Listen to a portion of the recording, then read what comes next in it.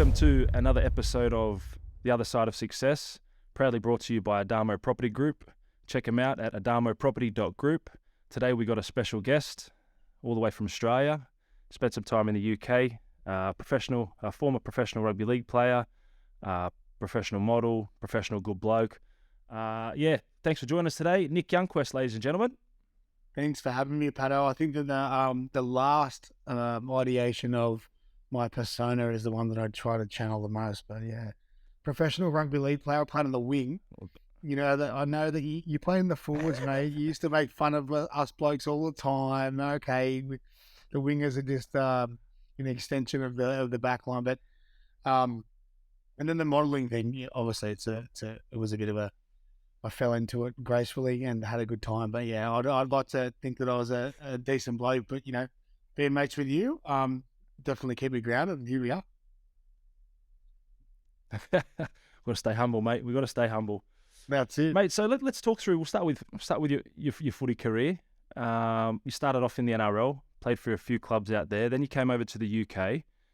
Run us through that, mate. What was that? Was that a boyhood dream of yours to be a professional rugby league player? How did that journey unfold for you, pal?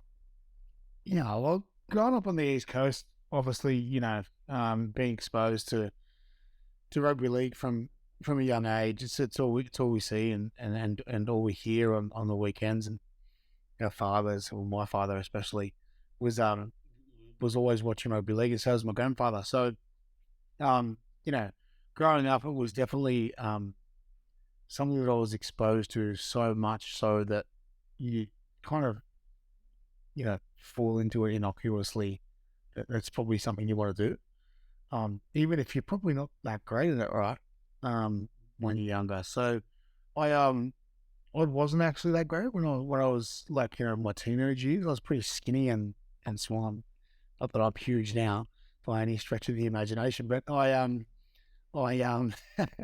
I was just a quick little winger and kind of enjoyed being around the guys and the team camaraderie that we all love about rugby league. And you and I were lucky enough to play professionally, so to ideate that as your job was a dream come true. But the biggest thing for me from sport, well, from rugby league, was the ability to go and travel and be overseas. And you're fulfilling that still to this day, with your family being from the UK from the most part, right? Your partner, and your kids, a couple of your kids born in the UK, which is fantastic. So, and the thing that I look back on fully about my career is the ability to be able to have experienced like so many different things that other people might not have been able to experience with their profession. So, yeah, come up through the ranks of Cronulla. Yeah, it's almost Sorry, go ahead. Oh, so yeah, it's almost one of those things where you're getting paid to travel and paid to experience the world whilst doing something you love. When you think about it in that context, it's quite an amazing opportunity, isn't it? Yeah, for sure. I'm actually just at the moment, full disclosure, we're looking to do some work with one of the major marathons around the world, and I just said to a buddy of mine, I was like, I could actually start to get paid to run again. So get paid to be an athlete. I'm so far from being a professional runner, but just being involved with the community and stuff like that, it's really taken me back and given me a newfound idea of why I love sport and the community nature of sport. Sport afforded us the opportunity to travel, but for the most part, it gave us this idea, this camaraderie that you can't create in any other environment, right? It's like why organizations are trying to recreate the same kind of environment on a daily basis. How do sports people in that elite mindset kind of transcend everyday life, and how can you bring that to life in organizations? And something I'm truly fascinated about. We were able to live it, and now we're just trying to operationalize it and make it reality in everyday lives. Yeah, I definitely feel that there's a lot of skills that you learn in professional sport that you might not learn in a sort of a day-to-day sort of type occupation. You know, I think it can be quite a ruthless environment. You sort of have to learn to get quite thick skin. It can be quite hostile due to the ultra competitiveness of you and your teammates. But you just touched on then about your marathon running. How have you found that? You know, you've gone from a team sport where you've got teammates that rely on you and you can rely on them. Now, I don't know a lot about marathon running, but I'm assuming you've got a team around you. You know, obviously there's running coaches, there's teammates you can run with. How do you find, because you know we go to some dark places in our heads when we're playing a game. I can only imagine the dark places you go to when you're in mile 15 of 50 or whatever you're doing. How do you find that transition into more of a solo type sport?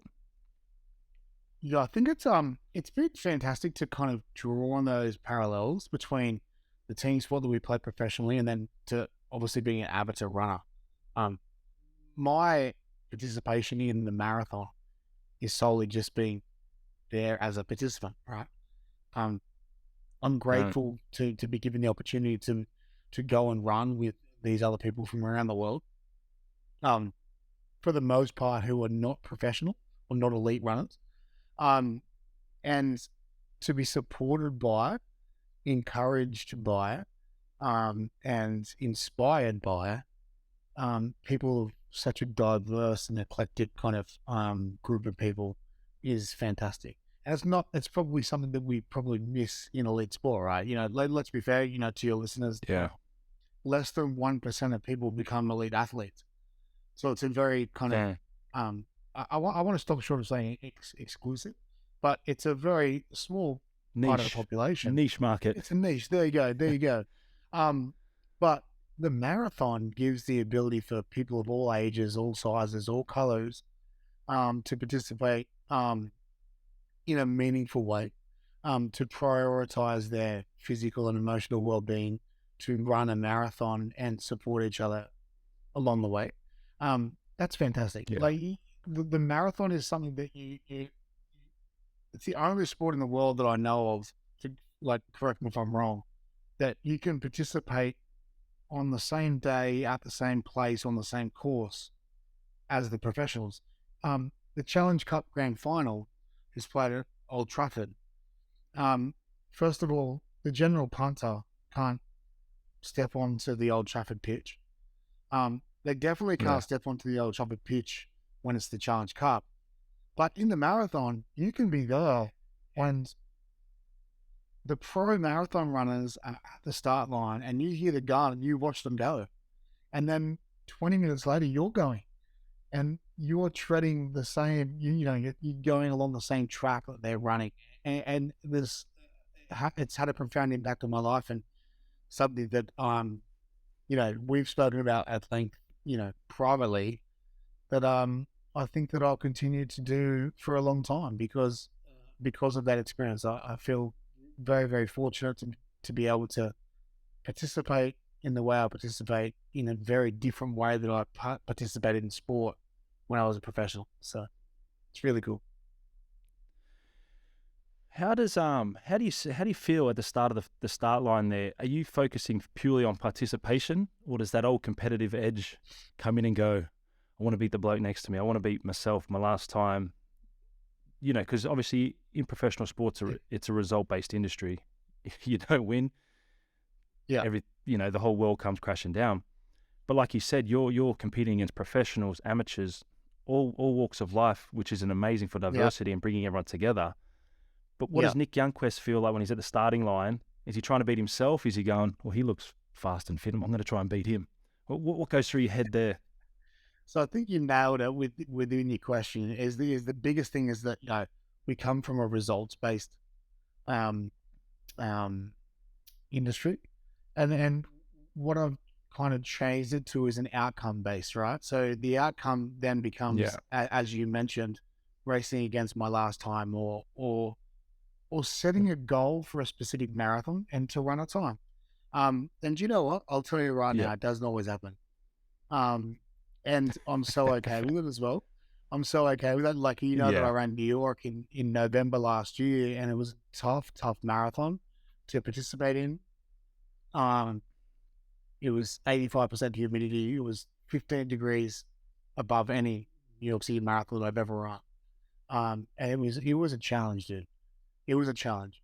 Um, and I had to be okay with running my slowest marathon by 50 minutes. I was 50 minutes slower than my slowest, right? Um, so the outcome, if when we were playing rugby, I didn't achieve my goal. The outcome was kind of shit. But I was like, Yeah. well, once I got past that idea of like what had just happened, I was like, I'm still at the New York City Marathon finish line. Stop that shit right now and enjoy this moment. You know what I mean? That- Yeah. because the marathon, funnily enough, as I mentioned before, very, very low percentage of people in this world become professional athletes, and also a very, very low percentage of people actually finish a marathon. So to be out there with such a diverse and incredible group of people, like for me, it's like it takes the cake. I could run, Yeah. whether I run, walk, or I run a fast time, doesn't really matter anymore. Yeah. Oh, mate, big respect. I know you've asked me to do it and keep pushing it to the side. Yeah, I'll do it next year. I'll do it next year. No, But but the USA greats got to do one meal my time. oh, mate, maybe one day. Maybe one day. We'll see. I need to get a new knee first. Um, Yeah, Mate, exactly. let's go back to your rugby league career. Obviously, Yeah. You played all over the world, met some amazing people. Yeah. Injuries and life after professional sport. Obviously, you've gone on to do some amazing things. How did you find that transition, and what did your transition look like from professional rugby league player to, I don't know what the right word is here, because I don't want to say everyday life, because I feel like that's disrespectful to people who aren't in it. But how did you feel going from professional sport to non-professional sport, if you will? I think it's a ever evolving kind of experience for me. I think that I'm 10 years on now from my official retirement, and I've gone to do some vastly different things, experience things that not everyone can also experience. So I think Mhm. I kind of fell into something that was like kind of a niche kind of market as well. Um, but as I said, it's an ever evolving thing, and what I tried to kind of idealize or operationalize from the outset was what had I learned in sport, and how can I utilize Uh-huh. this in a meaningful way now, in the experiences that I was having.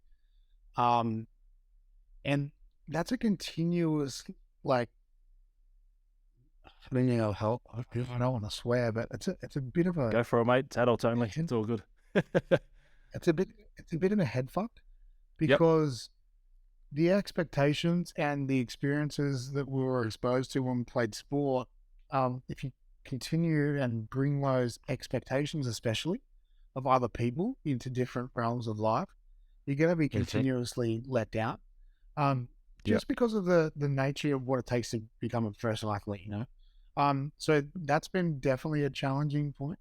But also like understanding how some of the skills and the attributes that we learn as professional athletes and how they really translate and apply to everyday life Yeah. is difficult for a lot of people to conceptualize. Um, but once you conceptualize them and once you start to use them in meaningful ways, you start to see a lot of benefits with the ways that your interactions happen. I'm still going through it. I'm still, Right. I'm trying to transform and transcend, what I did with the modeling stuff a little bit now, into kind of more management consulting roles. So it's a Uh-huh. whole new way of kind of understanding what I learned, how to apply it. But sport gave us such an incredible foundation to be authentic and be vulnerable, because we were like, hey, like if I fuck up, if I drop the ball, I drop the ball a lot. Um, you know, try and figure out and learn to how how to grow, right? So to establish a mindset of growth, and that's what the elite mindset's all about. So bringing that into new ideas and new ventures or experiences, and trying to elicit that in other people is somewhere with, I found myself now. So it's an interesting one. Yeah, You're yeah, only a couple of you're only a couple of years detached from sport, and yeah, you're still experiencing different like mental. Sometimes they can be blocks, right? Because like what I yeah. felt like Newcastle or Salford, whatever. Like, how do I recreate that? But we can't expect everyone to be on those same kind of wavelengths, right? And we have to. And I don't mean to be rude, but like take it down a notch and be like, okay, what I learned was great. How do I utilize that and empower other people to try and establish that mindset too, right? Definitely. Yeah, I think identifying the transferable skills was a big thing for me. Yeah. I don't think there's too many other people that have, say, for example, an athlete's dedication, discipline, professionalism. Because if you don't have those traits, you're out the door pretty quick. Now, once I sort of realized that those attributes are transferable, the world's your oyster. It's just trying to find that thing that fulfills you and that thing that gives you a buzz, because you're never going to replicate the high of playing in front of 30,000 people, or the first No. hit up of a game where you get smashed. You're never going to replicate that. And I think once you're at peace with that and you're okay with that, then it's like, okay, that was a great part of my life. What's next? Yeah.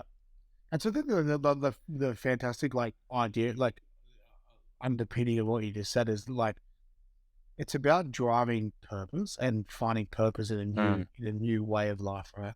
And people, yeah. everyone can do this, right? Um, Finding that transcendence, like we all have friends, family, foes who hate their job, hate their way of life, hate the things that they're doing, right? But establishing a mindset that you're continuously looking to grow and to Mm, transform into new ideations of who you want to become and why you want to become them is the crucial part. And let's full disclosure, when we're playing sport, we think to ourselves, we're going to be rugby players forever. And even though yeah. we know that there's a cap, there's a cap on our, Uh, there's a limit to our, it's not finite, right? Um, uh, so yeah, hey, that's the way. Like, okay, let's establish this idea of to continue to grow and to continue to transcend the experiences we have and add value in a meaningful way. So yeah, like I totally mm, resonate with what you said, man. And it's like, and it's for some former athletes, it sounds wishy washy, but like, dude, like we learn some of the most fantastic and fundamental things, greatest things that anyone could learn in life. But mm. translating them and operationalizing them is it can be hard. Yeah, definitely, mate. Definitely. I know that you and I have spoke in depth about, in private, obviously, about concussions and the side effects and Mm. um, the impact it has on your life. You know, we've all, as contact sport athletes, we've all obviously encountered them. Um, yours obviously got a little bit serious, mate, with seizures and things like that. How are you now, and how is your Yeah, health now moving forward, and things like that? you know what? Like it's like health is like I'm totally fine. Like I can run marathons. I can live a pretty Yeah. normal life. But at the end of the day, I know that in the background, um, and you probably know this too, right? We've been exposed to too many traumatic brain injuries. Uh-huh. Potentially, we've been potentially exposed to it because of the sport play.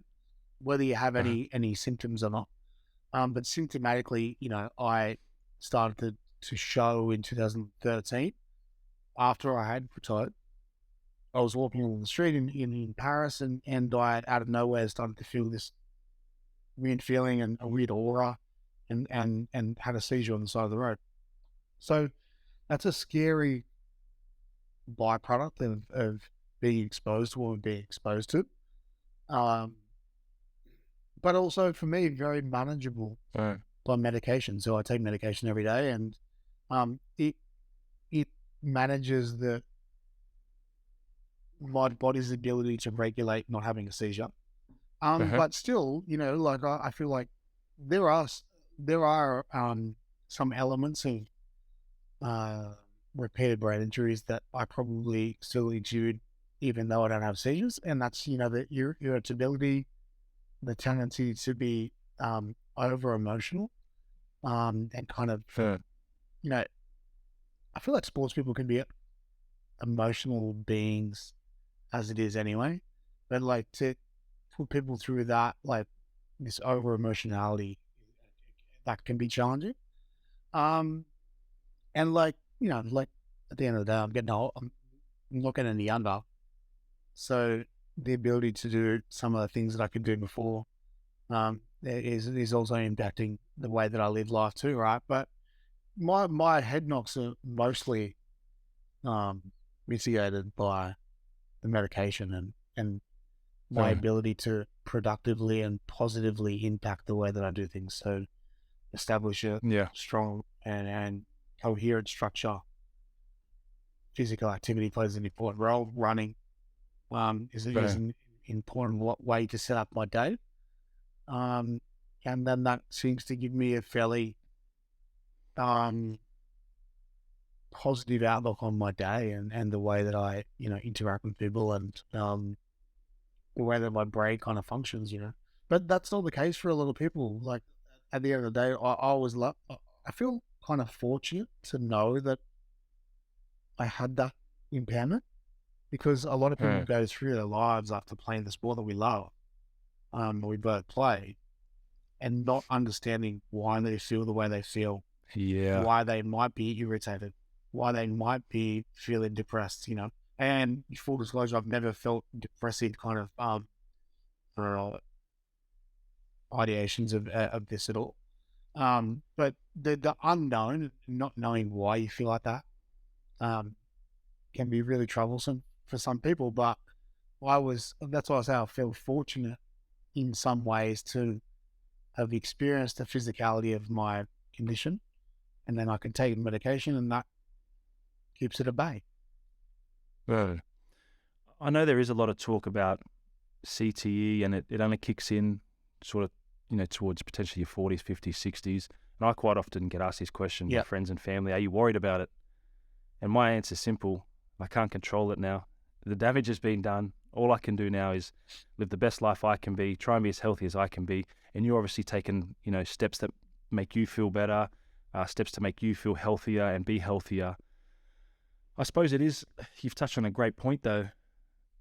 Throughout a dark period, or you could consider a dark period with the seizures, it's actually brought your awareness to the forefront of, okay, I need to get ahead of this. I need to sort of be, um, ahead of it and starting to think this could happen, but I'm in front of it. How yeah, is there a way, do you feel, as, I want to touch on athletes for life here. That's it's your passion, isn't it? Um, is there a yeah, sure. way where,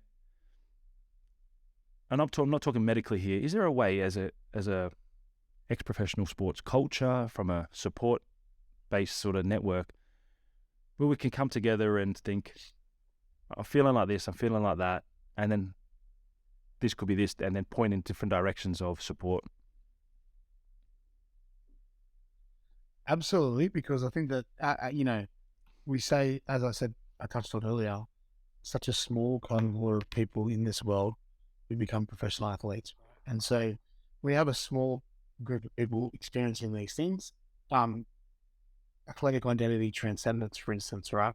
So Uh, when an athlete leaves the stadium, for the final time, they take their rucksack home. What do you call it over there? We call it a bag, right? You take your footy yeah. bag and you walk out. You walk out of the stadium, out of the training facility. Your life changes as you know it. Yeah. What you've known for the last decade. Um, everything just subsides, um, all of the great things and all of the bad things too, like there's Oh, so much pressure on athletes, um, to, especially these days to speak about things that they believe in, yada, mm, and I truly believe that sport can have an impact in that way. Um, but it's a challenge to transform yourself in a way after you leave sport. So, and you touched on the concussion idea, or my issues, sorry, and but someone like James Graham has actually really like empowered me to take ownership of what's happened, right? So James is very, mm. very proactive, and he was very reactive when he played. He's like, no, I play this sport because I love it. I'm a psycho player. Very scary. Yes. Anyone who played James Graham at in St Helens, like, I mean, I play the wing, so stayed away from him for the most part. But he was very, against all the talk about concussions and the potentiality of CTE. But Mm, now that he's retired and he knows that there's more information out there, what James has done is he's started to put proactive steps in place to not only prioritize the way that he is as a person, but the way he is with his closest people, right? So that mm, they start to understand, hey, if I act like this, or I might, if I feel irritated, this might be a sign of that. So maybe like mm. lay off a little bit, but putting these proactive steps in place. And I think that like sports people can really take some lead with that to proactively do the things to transcend our own second coming, or sorry, the second guessings that we have of ourselves, right? Mm. Because what we've done was, in reality, fairly fantastic. We've been able to fulfill our own dreams and the dreams of many other people.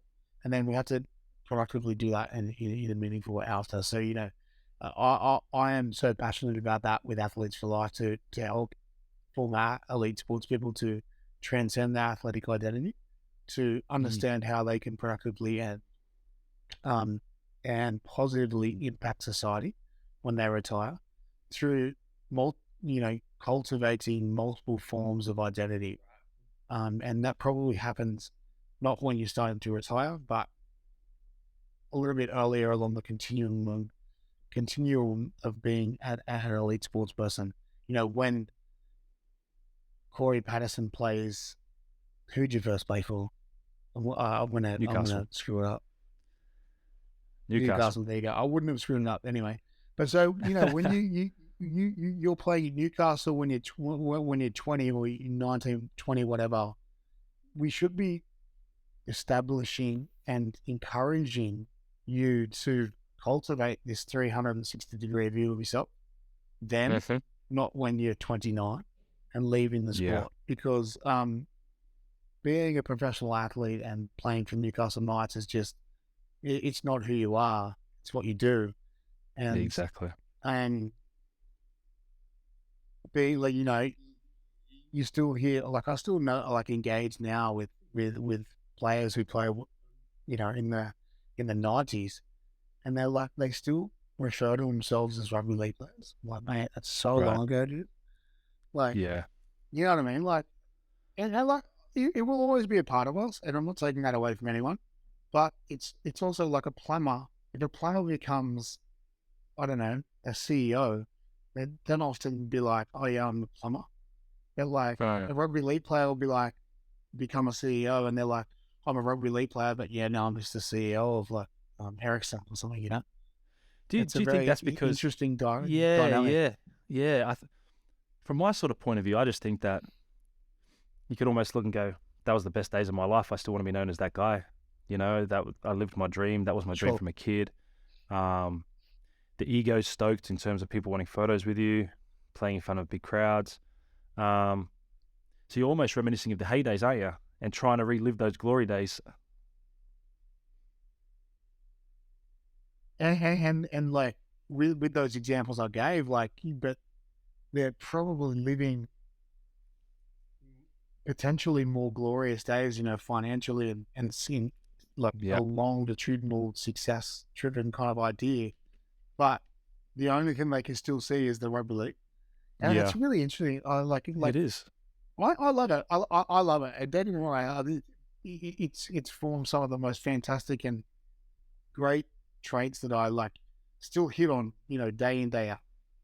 Like if I tell you that I'm going to be here at 8 o'clock, 8 p.m. my time, I'm here at 7:55, right? Oh, if you're on time, you're And late. it's fascinating.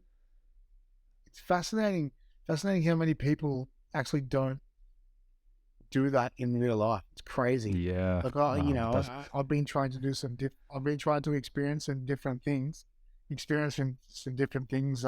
professionally at the moment. And like you go to I've been going to this consultancy firm, and like I'm still sat there if the meeting's at 9 a.m. at 9:15 I'm still in the waiting room. I'm like, what's going on here? This is oh, should I leave? Like, am I meant to Yeah. leave? You know what I mean? Yeah. So it's very interesting. There's always so many repercussions of being late. There was already, you're scared to be late for potential fine, getting yelled at by a coach, the boys giving it to you. You're almost walking around on eggshells and just trying to get there early because you know what's coming. And like the thing that like I've understood about that as well is like it's an accountability factor. Is it like Massive. you have to be accountable to your team, and so turning up late is also disrespectful to the rest of the group, and so that disrespect can transcend to the game. What if you're down by 2 points and you're defending your line for 3 sets of 6? Like it's oftentimes the person who turned up late who will make the mistake, right? Yeah.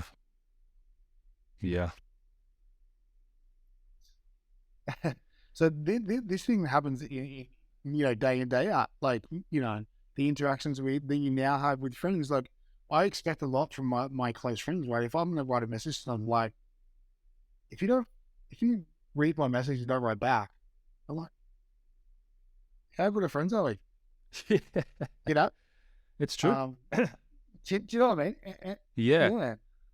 And then that can also expand to the ability of like, okay, so why do we send so many texts? Why do we not pick up the phone, right? And we've become close after sport, and like we still find the time to write back to each other, and here we are on the podcast. So there you go. I was going to try and name the name of the podcast, but I can't. You can't even do it. So there. I can't even name my own podcast. Right, getting into the juicy stuff. The model, Nick Youngquest, here we go. the model. How is that, man? Because you are a good-looking rooster. I even said to my wife, I said, he's a good-looking rooster. How did that come about, mate? Again, you've come from stereotypical rugby league background of being a macho man, tough, put your head where you wouldn't put your foot type mentality, to, again, another stereotypical view of the modeling being, whatever your stereotypical view is of it. Now, how does someone like yourself, just a run-of-the-mill bloke, works hard, educated, great looking, how does that happen, mate? How do you land onto one of the biggest brands, billboards? Run me through that, mate, because it is fascinating. It was an interesting story, to be honest with you, bro. I decided to retire in 2012. Yep. And I was moving to New York. My ex-partner was from the US, and we were moving to New York, and I was like, oh yeah, he's just going to be a model. And I was like, wait, what? I'm just going to be a model? And like I was completely shitting myself. I was like, this is crazy. Like I don't know how this is going to work out. I was 29. And lo and behold, we went back to the UK to actually move out of our house. And I got a call from my agent in LA from all places. And it was like, do you think you can make it to Paris tomorrow? And I'm like, dude, I'm moving houses. I'm moving from Leeds to New York. But yeah, sure, I'll go to Paris. Yeah. And I remember going down there, I was like, I kind of felt a little bit inadequate. I was like, this is kind of ridiculous. I don't think this is something that I should really be pursuing. But like, because I was so kind of anxious and apprehensive about the move to New York, I was like, all right, I've got to do this. I've got to do this. So I went down there, and you know what? I went down there and I was completely myself. Probably kind of hit on like a lot of the things that we loved from the locker room. Oh. And I was like, hey, here's me. What do you want me to do? I'll try and do it. And it was awful. It was awful. Like my casting was ridiculous. It was ridiculous. So everyone probably knows the standard Invictus thing was the kind of the hands up like this, right? And they were like, we need you to walk down the hallway and like give us like a power move. And so I walked down the What's your hallway power and move? I like flexed. I flexed like that, right? And like looking back now, I'm like, that must have been so ridiculous. But you know what? I think the ability to channel the authenticity of being, first of all, probably, growing up in Australia, coming from rugby league, I wanted feedback. I was like, all right, like I'll go from the UK to Paris. Like, tell me what I've got to do. Yeah. And they were all laughing, and they were like, yeah, well, kind of thinking something more like, a bit more sexy. And I was like, what, my flexed arms are not sexy, Works for the missus. After kind of channeling, after yeah, exactly right. After channeling and listening and taking guidance from the casting director, we got to the end of the casting.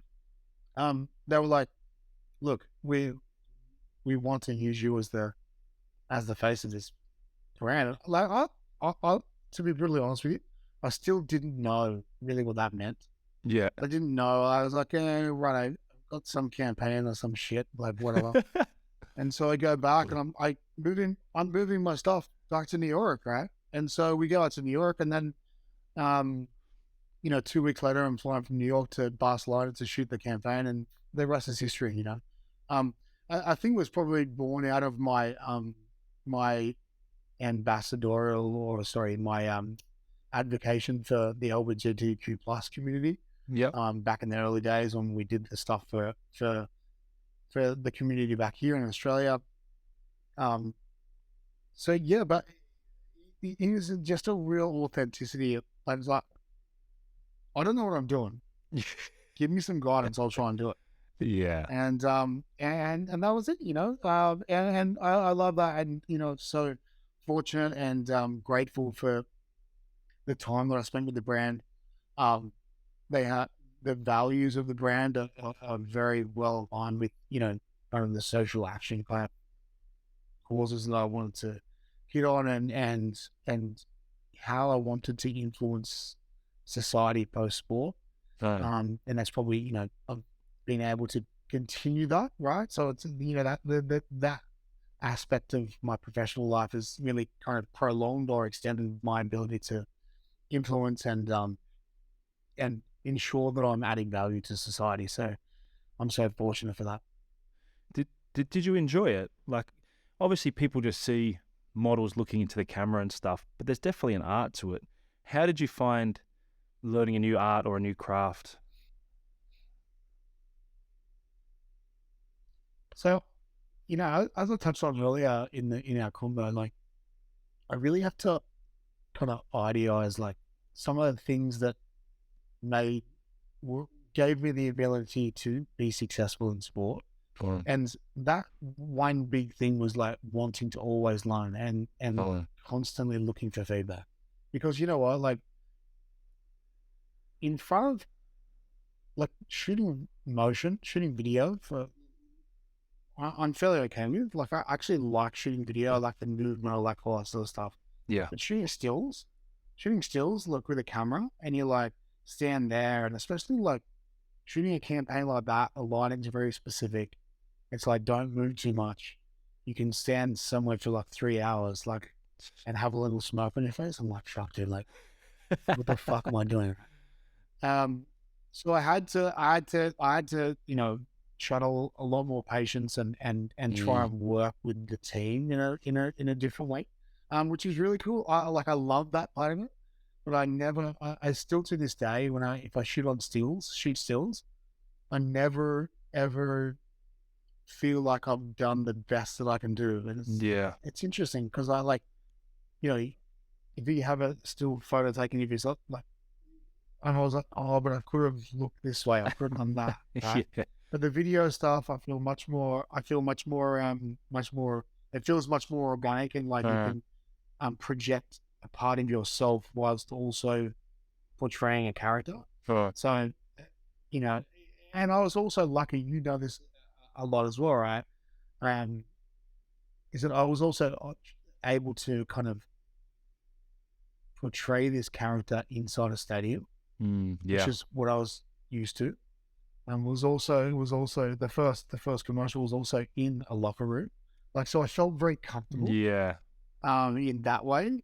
But as soon as it was a still photo, I was like the most awkward person. But yeah, I just utilized like the ability to be wrong and be shit at something, Yeah. and be like, how do I make it better? And how do we figure out the way to come to the outcome that we're looking to come to? Yeah. And it seemed to work good, man. So It's it's crazy to talk about feedback because in sport you're always getting feedback. Coaches, teammates, video analysis, fans who obviously have their 2 cents worth to say as well. I know for me personally, you know, I do a little bit of acting, and every time I get a tape, I send it to my agent Kay, and she's like, "Try this, try that," and I'm just begging for feedback. Now I had a tape last week. I had to do an NDA. I couldn't send Kay my tapes for her to tweak me before I sent them, and I was like, "Shit." I was looking back. I'm shit. This is that. Yet the self doubt creeps in, all that stuff. So, and I feel like that's again the transferable skills. Like, yeah, if you're an employee of a company or a business or whatever, if you tell an ex-athlete to do something, they'll do it straight away because it's ingrained in them. It's instilled in them to produce a result. But then how do you get that drive? Say, for example, when the direction's always forced towards you or pointed towards you, what if you want to become an entrepreneur where you haven't got that guidance, you haven't got that feedback, you just got to wing it? How can we sort of break that mold and sort of become potentially yeah. more entrepreneurial? Geez, that's a great question. So the interesting thing about what you just said, the thing you're full of them. You're full of them. The interesting thing about what you just said is that is that we're always like gearing towards outcomes in sport, and the Yeah. outcome is obviously winning. Yeah. And then the outcomes are really tangible. You can visualize them after the game, right? Like, if playing on the wing, the halfback from the other team puts up a bomb towards my wing, and I drop the ball, I've made an error. It's very easy to see. I think that's why we love sports so much, because like, okay, yeah, I fucked up. Yeah. I'll own that, and I need to get better at that. There's so much more ambiguity in this world than that kind of dichotomy of right or wrong. And trying to understand about and to be really honest with you as well, I do the same things when I do self tapes. I'm like, oh my god, I'm so fucking shit at this. I do a self tape. I'm like, this is garbage. Like, never gonna get this job. So I think that we have to take a different route and a different understand that our values sitting in a good place to want to grow or want to make something that's good, right? But we're unrealistic in our pursuit to be continuously given feedback. People Yeah. are not always going to get feedback, like No. in this world, in the general role in society, like, you're lucky to be given an annual review, let alone a biannual review. Whereas in rugby, when we finished, we were getting reviews of our performance on the training field on a Tuesday. That's not reality in the real world. So we have to take a step back and understand that, okay, and take a bit more, a more autonomous approach to No. our own growth. Because one thing about rugby or sport taught us is that we know when we did something well. Yeah. And we didn't really need the coach to tell us that we did something well. Wow. We always wanted them to tell us the shit things we did. And I feel like in this world, it's a bit flipped up. It's flipped the other way. It's like, here's 37 things that you did incredibly, and here's 2 parts that you can improve on. Yeah. And you're like, what, only 2 parts? I'm that good at what I do? Like, there's 2 parts? Like, no. Yeah. And it's really not the case for a lot of people. And I think it stifles people's ability to grow, not just within the teams that they're working with, but within themselves. Because if we're always, being positively reinforced, positive reinforcement is great, but like, we have to become a bit more resilient in the way that, like, if someone gives us feedback that we don't want to kind of necessarily hear, okay, get it. Yep. That wasn't great to hear. It kind of hurts me. I kind of feel ashamed. I kind of feel whatever I feel from that feedback that might not be so positive. But how do I change that to grow and establish a mindset to become better?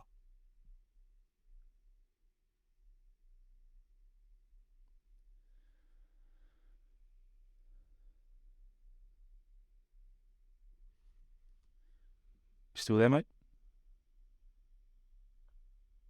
Yeah, I feel like I lost you. Yeah. We'll have to edit that bit. Nath, you're on.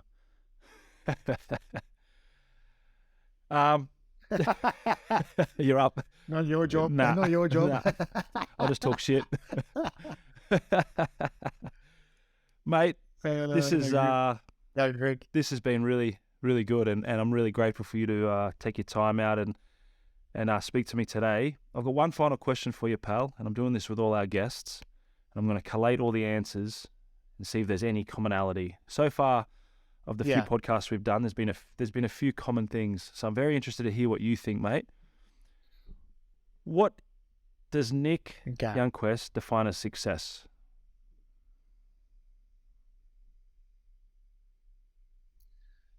I think it's such an interesting question, and like, this is really dictated by, I believe, like, where we grew up, the sports we watch, the things we consume, but all in all, day in, day out, success should look like the ability to wake with a purpose that is bigger than yourself. Love that. And a direction to try and create greater good, because we know that money, or becoming a superstar athlete, actor, singer, whatever, is not necessarily conducive with living a wholehearted and fruitful life. Yeah. The amount of, you have to look at the 27 club, right? Yeah. The amount of people that have taken their own lives and all. The people that we denote with being successful in this in society are often ones who have the most issues, Yeah. Or the most challenges. So the ability to wake up each day and see it for the beauty that it is, and to live it and give that to, first of all, yourself, Yep. and then to those who are closest around you. I think that is the idea of success that I strive for. And I love it. It's easy on something like this. It's easy on something like this, Pato, to be all, philosophical and sound like I'm doing that day in, day out. And that's not the case at all. It's a work in progress. And I think that, as we evolve and as we grow, we have to expect that we have to let the people that grow alongside us to grow. And they might grow in different ways, which might lead them away from us. And that's okay. So yeah, I don't know. I said I didn't want to sound philosophical, but I was getting very philosophical. I don't want to sound philosophical, but here we go. Let's have it. Mate, thank you so much. Thanks for the philosophy lesson. It's been great. Yeah, I really appreciate your time, Nick, and look forward to doing one of these in person, pal. Keep making a difference, mate. Keep being you. Yeah, man. Me too, bro. Keep inspiring, mate. Keep being a great bloke that you are. And yeah, I look forward to catching up in person soon, pal.